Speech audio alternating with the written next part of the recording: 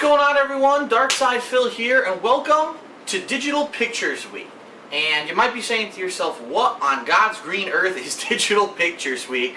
I thought that you just do video game playthroughs. What the hell's going on? Well, here's the thing. I grew up at a very unique time in gaming history. I grew up during a time frame when games were really going from this kind of little niche kind of a deal. You know, really in the 80s they were more popular in arcades than anything else, and then all of a sudden you had the home console boom that really started with kind of like the Ataris and stuff like that, and then of course turning into the Nintendo, then leading into the Sega Master System, the Sega Genesis, the Super Nintendo, then of course the jump, the very first major real jump to a CD-based media, which ended up being the media that pretty much every game console uses up to now. Now it actually looks like that might change in the future now that we have digital download and such, but for a pretty long span of time, we're talking about 20 years, game consoles have focused solely on CDs, okay? And so what we're going to talk about today is the Sega CD, the history of the Sega CD. I'm going to give you a little bit of a primer about Digital Pictures, what this company is, who they are, and what they did, and how they basically tried to change gaming as a whole, and the fact that they really weren't very successful, okay? So during this era, we're talking around 1991 to 1993, there was this competition, heavy competition between two major companies. You had Sega on the one hand, who had a very successful run with the Master System and had gone into the Sega Genesis in the United States. It was actually called, I believe, what was it, the Sega Mega Drive internationally. And then on the other side you had Nintendo, who had also a very successful run with their Nintendo Entertainment System, but hadn't yet made the jump to 16-bit like Sega had. And so when they actually launched the Super NES, which I believe, if I'm remembering correctly, it was around 91, 92 when they actually launched the Super NES, there was heated competition between the two companies. Super NES seemed to focus more on its first-party titles, meaning you had these things like Zelda, like Mario, like Metroid, like Castlevania. These titles had always been on Nintendo, and they said, let's focus on these and release these really next-generation line of these games. And they featured much improved graphics with a lot of 3D technologies. Like we're talking about Star Fox and some of the parallax scrolling and things that you could do in the background with games like Super Castlevania. That, remember the stage? It has this twirling tube in the background. It really couldn't be done on any console previous to that. And so, in addition to that, the Super NES actually focused on a very complex sound chip in their system that allowed it to have very detailed music and sound effects. The Sega Genesis had come out a little bit earlier than the Super Nintendo, and therefore it kind of was a step down graphics-wise. Now, the graphics were good, but they couldn't do as many things with the graphics as the Super NES could. And a major detriment to the Sega Genesis was actually the sound chip inside of it was not up to par with the Super Nintendo's. And so when the Super Nintendo was released, Sega tried to go on this ad campaign where they would try to reinvigorate people to buy the Genesis, even though it had been getting a little bit of negative press. And they started saying it had this thing called blast processing. They had this big slogan, Genesis does what Nintendo don't, okay? And so really it had this resurgence when games like Sonic the Hedgehog and stuff came out for it, and you could see in a game like Sonic, wow, the screen's moving really fast, and the Genesis kind of touted itself saying that it could handle that. It basically said if the Super Nintendo tried to do something like that with a game, that you would have slow down, the game would kind of glitch out, and that Genesis doesn't do that. Problem was, not a lot of games really took advantage of that technology. The Genesis really was kind of inferior graphically and with the sound. And so, around 1992, Sega thought up this idea. They said, we really got this technology that we've wanted to try. Let's put video games on a CD. Because all music now is coming out in CDs, cassettes are on the way out, and we realized that CDs have a massive amount of storage media compared to the other media. Everyone else was using cartridges, and cartridges were very limited with the amount of storage that they could have.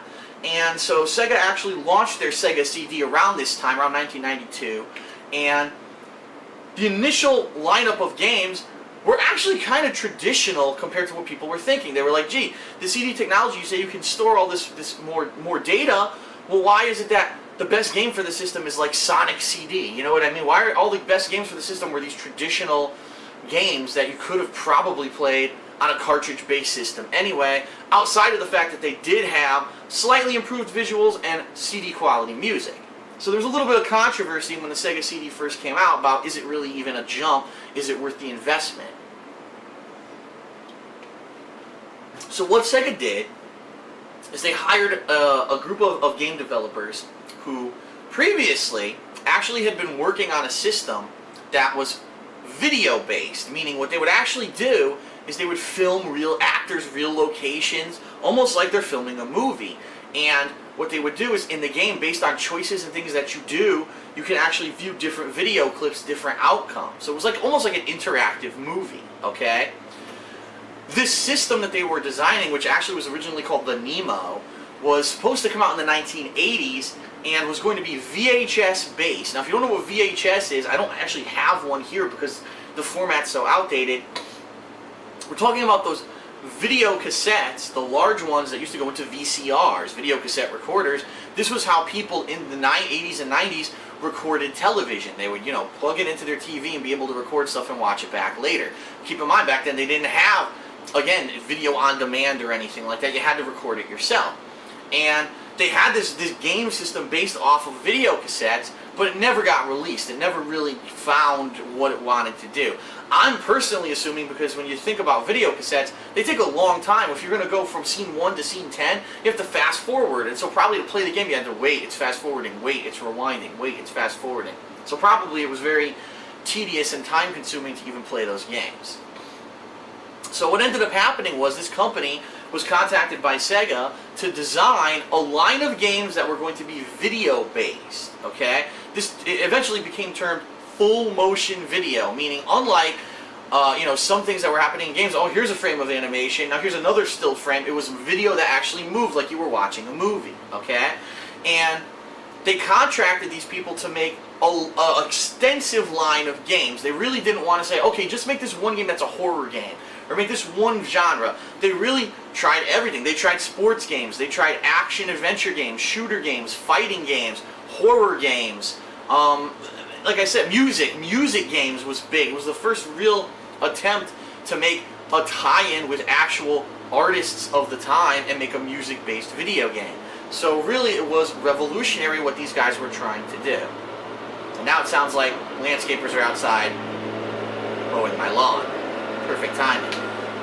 Sorry about that. But anyway, yeah, the name of this studio was Digital Pictures. And the guy who was mainly in charge of everything that was going on, his name was Tom Zito. He had actually been involved with the Nemo, and he was one of the head guys over the development of that during the 80s, and then he jumped onto this project as the head of Digital Pictures. And so, what they really set out to do was create CD-based games where you have actual video footage, and based off of what you do, okay, on the controller, could play a different video clip. So for this game, for example, Prize Fighter, it's a boxing game. You'll see a guy coming up and trying to box you. And if you press the right buttons, you dodge his attacks. And if you press the right buttons at the right time, you actually will go to a video clip where you're striking the guy, okay?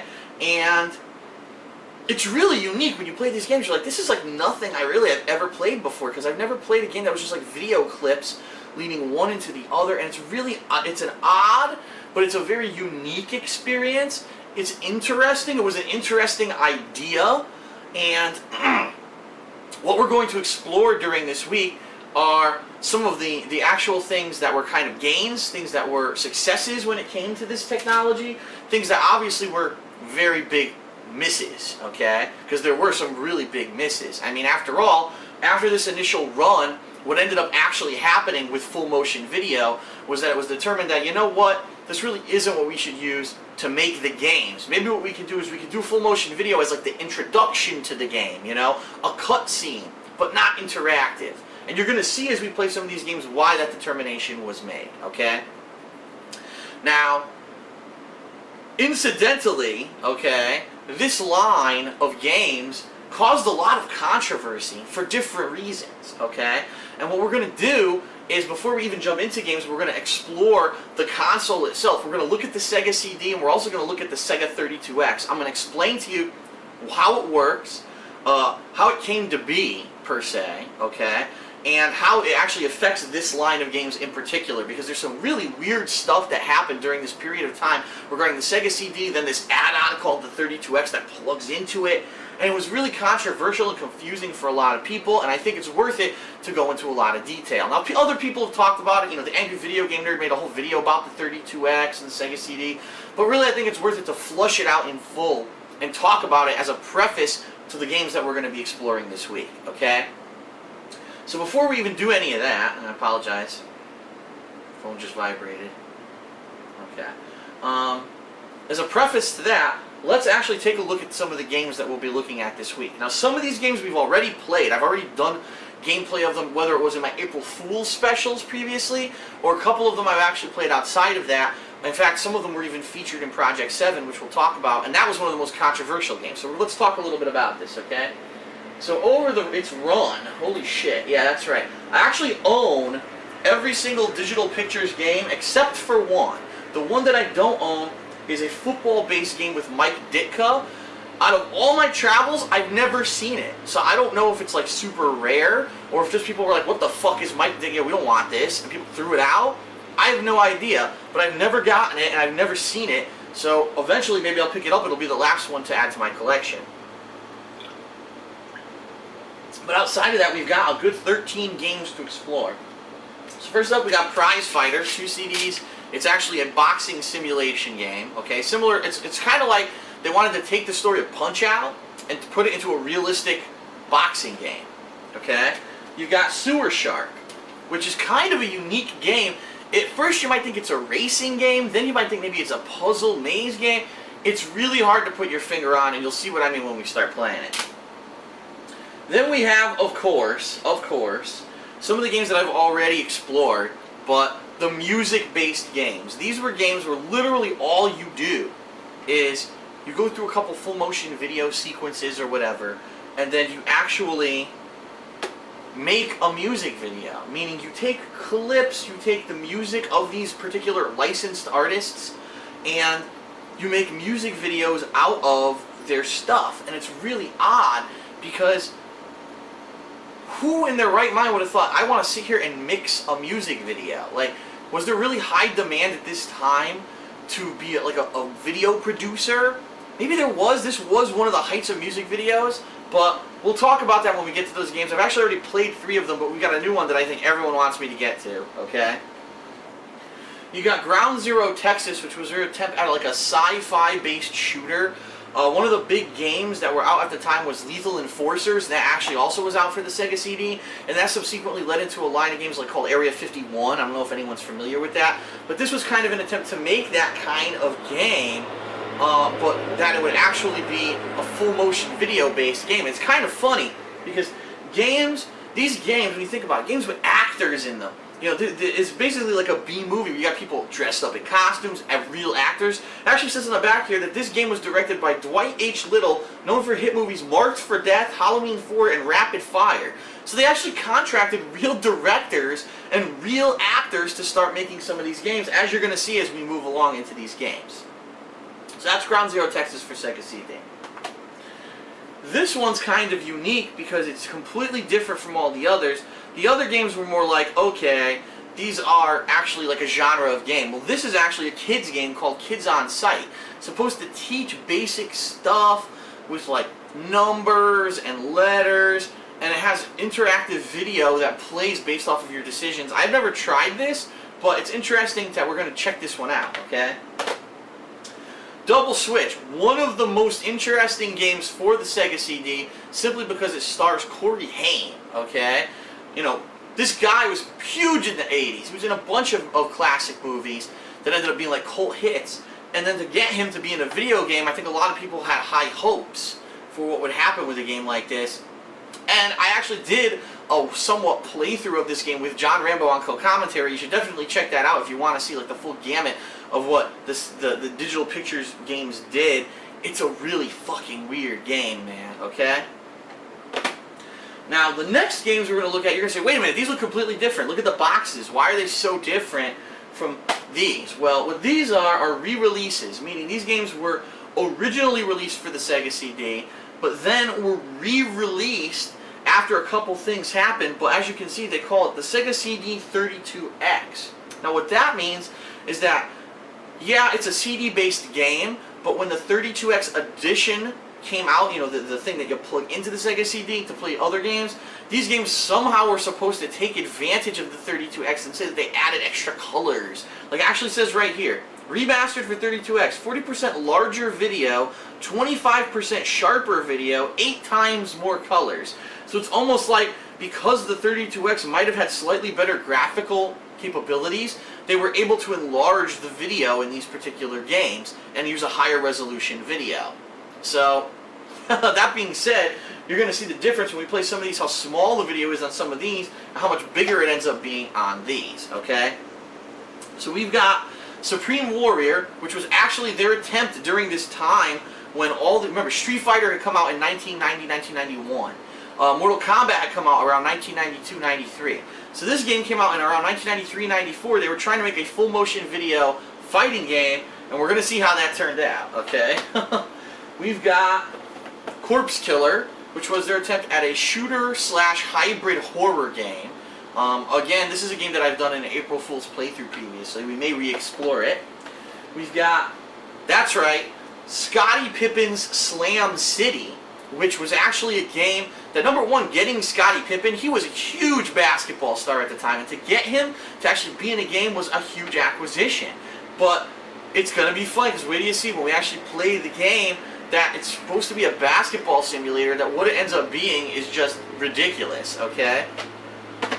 And then last, but certainly not least, it's actually the most famous of all of the Digital Pictures full motion video games for the Sega CD, Night Trap. Now this game alone caused massive controversy, and along with a couple other singled out games, was the major reason why you see on this box an actual official mature rating, ages 17 plus, and why you see on other boxes, oh, double switch, it has like a weird symbol that doesn't look like it's official. It actually is because what happened was when this game was released, this whole campaign started where people were saying that this game was like pornographic, this game had extreme violence and gore, and that it was like a horrendous game that shouldn't be played by children. And this game, along with Mortal Kombat, Doom, and I believe there was one other one that also got singled out at the time, were the focus of an actual political campaign by Senator Joe Lieberman of Connecticut. Yeah, I know. Joe Lieberman, who has been involved with lots of complete bullshit censorship issues over the past 20 years and really, in my opinion, wasted his fucking time. But him and also another senator from Wisconsin teamed up and started this campaign against video games, saying video games need to be regulated. There's a lot of these games that are extremely violent. Take a look at Mortal Kombat. You can rip out someone's spine, you can punch someone's head off, and there's blood exploding out of the body, okay? Look at Doom, where you're shooting monsters and there's blood and explosions and stuff like that. And then he said, look at Night Trap, a game where your goal is to kill young women and has extreme violence and gore. It's pretty obvious Joe Lieberman never fucking played Night Trap. The game has nothing to do with that. The goal of the game is that you're actually a group of people who are like military, who have surveillance running on this house, and you're trying to protect people from people who are trying to hurt them. You actually set traps to catch people who are attempting to hurt the kids who are in this house. There's no nudity, there's no gore, and there's no violence at all in the game. It's actually kind of hilarious, as you'll see when we do play this game this week, that they even named this game in this whole campaign that they were doing, because it's completely the opposite of everything they said it was. It's just so silly that people, you know, just believed what these senators were saying without actually playing the game. But that was the thing. What ended up happening was several retailers, including Toys R Us, took this game off their store shelves. What ended up happening was the game was pulled from most stores, and then after the whole controversy was cleared up and the ESRB was formed and they started rating these games, then they were re-released. And that was a major reason for the re-release of Night Trap, is that you couldn't get the original Sega CD version, so they re-released it for the 32X. So I think that's kind of funny that this particular game was one of the major reasons why games today actually have ratings, and it was really the work of a senator who had no fucking idea what he was talking about that led to this controversy, okay? So those are the games we're going to be exploring this week, and it's going to be really interesting to see what they did with these different genres. How can you make full motion video into these certain genres of games? You know what I mean? So that's it for kind of like the primer introduction. The next video that I'd like to put out, what we're going to do is we're going to actually explore the hardware of the Sega CD, the Sega 32X. I'm going to show you exactly what we're dealing with to get this sucker to work, and we're going to kind of see, okay, how does these games benefit from this hardware, and how do they really take advantage of it, okay? So in the next part, what you're going to see is me actually looking at the system. We're going to look a little bit into it, and then we're going to determine what games we're going to be playing, you know, starting up. So thanks for tuning in. I'll see you in the next part.